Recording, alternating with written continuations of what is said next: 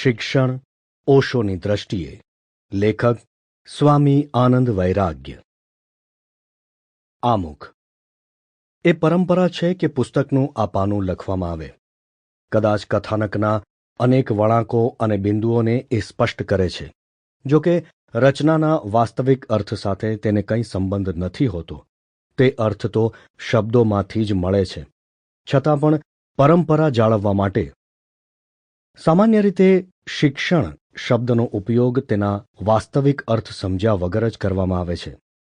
ઓશો કહે છે કે શિક્ષણ શબ્દનો અર્થ ભણેલ ગણેલ હોવું એ નથી, શાસ્ત્રીય બનવું નથી.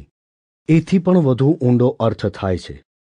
શિક્ષણનો અર્થ છે જે આપણી અંદર છુપાયેલું છે તેને બહાર કાઢવું. સા વિદ્યા યા વિમુક્તયે, અર્થાત શિક્ષણ એ કે જે મુક્ત કરે.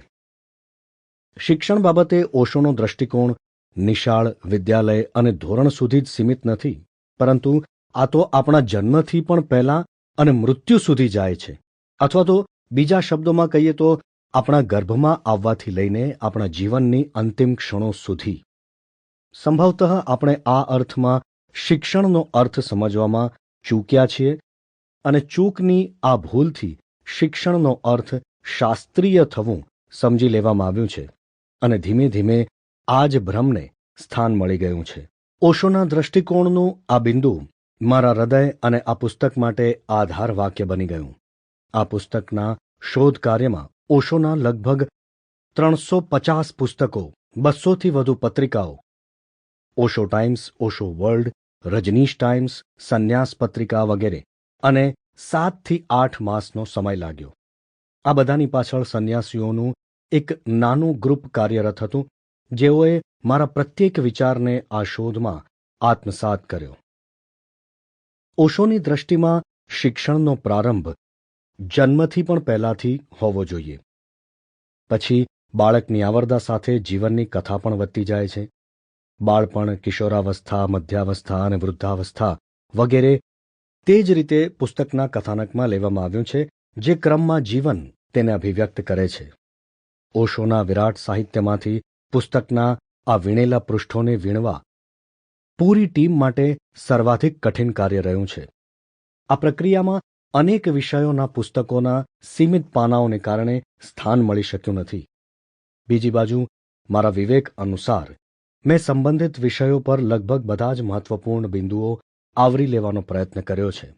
જો કે અનેક મિત્રો આ તથ્યથી સહમત હશે કે વાસ્તવિક મહત્વપૂર્ણ બિંદુઓનું અનાવરણ તો ત્યારે જ થઈ શકશે જ્યારે ઓશોની વાત પર પ્રયોગ કરવામાં આવે, ફક્ત વાંચવાથી નહીં. સરળતા ખાતર કથાનકને 3 ભાગોમાં વહેંચવામાં આવ્યું છે. 1. પાલન કરવાની કળા. 2. જીવનની કળા. 3. મૃત્યુની કળા.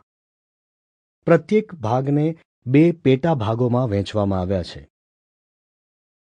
અંતમાં આ કોઈ પુસ્તક નહીં પણ એક શોધ કાર્ય છે.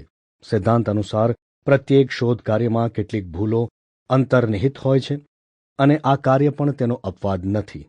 કારણ કે આ શોધ કાર્ય મારી અસ્વસ્થતા દરમિયાન પૂરું થયું છે. આમાં મળનાર દરેક ભૂલો માટે હું ક્ષમા પ્રાર્થના કરું છું. સ્વામી આનંદ વૈરાગ્ય. અનુવાદકના 2 બોલ. વિશ્વમાં ભારતનું સ્થાન અદ્વિતીય છે અને તેમાં સાહિત્ય, દર્શન, ધર્મ, વિજ્ઞાન, આધ્યાત્મિક તેમજ તમામ ક્ષેત્રે મોખરે છે. હા, વિશ્વના અન્ય દેશોએ પણ સારા વિચારકો, દાર્શનિકો, સમાજ સુધારકો તેમજ મહાન પુરુષોની ભેટ ધરી છે. તેમાં ઓશો રજનીશનું નામ ધ્રુવ તારકની જેમ ચમકી રહ્યું છે, કારણ કે 20મી સદીના વિશ્વના સર્વશ્રેષ્ઠ ચિંતક તરીકે પ્રસિદ્ધિ પામી ચૂક્યા છે. આવા મહાન ફિલોસોફર વિશે હું શું વાત કરી શકું? પણ જ્યારે આ પુસ્તકનો અનુવાદ કર્યા પછી મેં અનુભવ્યું કે ઓશો જગતના અતિશ્રેષ્ઠ પુરુષ હતા. આટલા મોટા ચિંતનના ધણી હતા. દરેક વિચાર જુદો, દરેક ચિંતન અલગ. તેથી જ કહી શકાય કે આવા ચિંતક પૃથ્વી પર હજારો વર્ષોના અંત પછી પાકે છે, અર્થાત અવતરણ થાય છે. આજ Bharat ભૂમિએ Sample complete. Ready to continue?